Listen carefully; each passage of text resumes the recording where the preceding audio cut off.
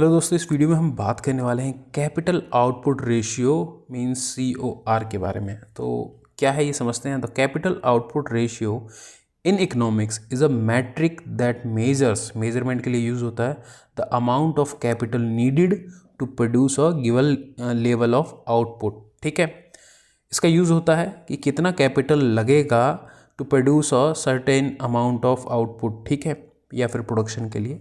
It indicates the efficiency with which capital is being used to generate goods and services। efficiency measurement करने के लिए helpful रहता है। Ratio जो निकलता है उसके थ्रू efficiency समझ आती है। कैसे समझ आती है, थोड़ा इसको क्लीन कर दूँ मैं। The lower capital output ratio, ठीक है, ध्यान रखना इसको। The lower capital output ratio suggest higher efficiency. अगर रेशियो कम आ रहा है, ठीक है, तो एफिशिएंसी हाई है, ज़्यादा आउटपुट निकल रहा है।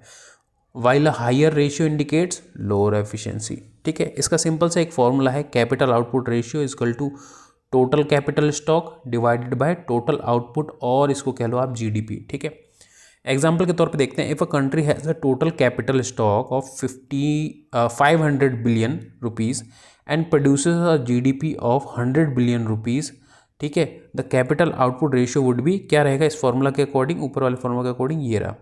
Capital output ratio is equal to 500 billion rupees को डिवाइड कर देंगे, जो कि कैपिटल स्टॉक है, जो कि हमको ऊपर रखना है, डिवाइडेड बाय 100 बिलियन रुपीज़, जो कि GDP है। GDP को से ही डिवाइड कर दिया जाएगा। इसको अगर डिवाइड कर देंगे तो कितना आएगा, सिंपल दिख रहा है आपको, 100 है या 500 और बिलियन बिलियन कट गया, सो सीधा 5 आ जाएगा।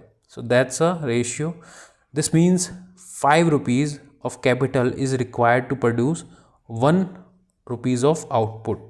ठीक है, तो इतना कॉस्ट आनी है या फिर इतना आपको कैपिटल नीडेड है। अब वो कैपिटल में मल्टीपल चीज़ हो जाती हैं। अगली स्लाइड देखते हैं, थोड़ा सा समझ में आएगा। सिग्निफिकेंस क्या है, क्या यूज़ है इसका। इकोनॉमिक इफिशियंसी के लिए यूज़ होता है। The capital output ratio is use to assess the efficiency of capital utilisation. जो भी कैपिटल लग रहा है, चाहे मशीन है, क्या इन्वेस्टमेंट है, मनी है, जो भी चीज़ें लग रही हैं, उसकी इफिशियंसी कितनी आ रही है, उसके लिए यूज़ होता है ये मेजरमेंट करने के लिए। A lower ratio indicates the less capital is needed to produce a unit of output। कम से कम खर्चा लगेगा। Signifies higher efficiency।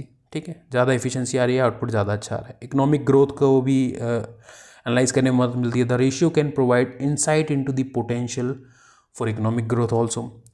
Economies with a lower capital output ratio can grow more rapidly with the same amount of investment compared to those with higher ratio। ठीक है, the investment decision के लिए भी helpful होता है। अगर इसके थ्रू आप चाहो तो किसी देश की इकोनॉमी को एनालाइज करके आप एनालाइज कर सकते हो कि शुड वी इन्वेस्ट और not. So policy maker investor use the capital output ratio to make decisions as well about where to allocate resources and investment to achieve optimal growth and efficiency as well।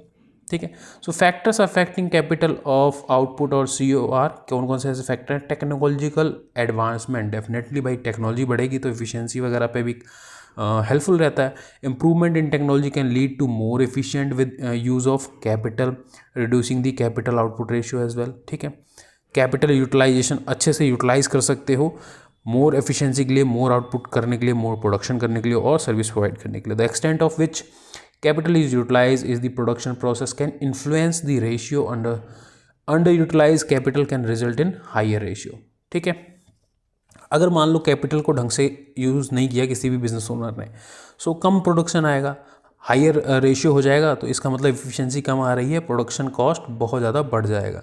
ठीक है, economic structure, ठीक है, that is very important factor as well, that the composition of any economy industry and sector can affect the capital output ratio। That's very important point। capital intensive industries such as manufacturing, यहाँ पे capital बहुत ज़्यादा लगता है, typically higher ratio compare to service based industry. अब मान लो manufacturing industry, वहाँ पे मशीनरी लगेगी, पैसा लगेगा, लेबर कॉस्ट आएगी, बहुत सारी चीज़ें आ जाती हैं। ठीक है, जहाँ पे उस एरिया को बनाओ, जहाँ पे जो भी प्रोडक्शन करोगे आप उसको रेंट पे लेना होगा। ठीक है, वहाँ पे एक असेंबली लाइन, मान लो कोई कार मैन्युफैक्चरिंग कंपनी है तो वहाँ पे असेंबली लाइन बैठाओगे, बिजली देखना है, रॉ मटेरियल्स देखना है, डिफरेंट कंपनियों से टाई अप करना है ताकि वो लोग टाइम पे जो भी असेंबलिंग के लिए प्रोडक्ट्स हैं, पार्ट्स हैं, उसको टाइम पे मैन्युफैक्चर करें। तो बहुत सारा कैपिटल यूज़ होता है। But in service based industry में इतना कुछ नहीं चाहिए। मैक्स टू मैक्स एक लैपटॉप चाहिए होता है। ठीक है, लैपटॉप और डेस्कटॉप, इंटरनेट चाहिए होता है और थोड़ा सा ऑफिस का एरिया चाहिए होता है, और आजकल तो वैसे ही वर्क फ्रॉम होम ज़्यादा हो गया, सो सर्विस बेस्ड इंडस्ट्री आजकल वर्क फ्रॉम होम से भी चल रही हैं। ठीक, तो ये रीज़न है फैक्टर ऑफ जो कि CEO को कैपिटल आउटपुट रेशियो अफेक्ट होता है इन चीज़ों से। ठीक है, सो आशा करता हूँ इसके बारे में आपको अच्छी जानकारी मिल गई होगी। मिलते हैं अगली वीडियो में, तब तक के लिए नमस्कार।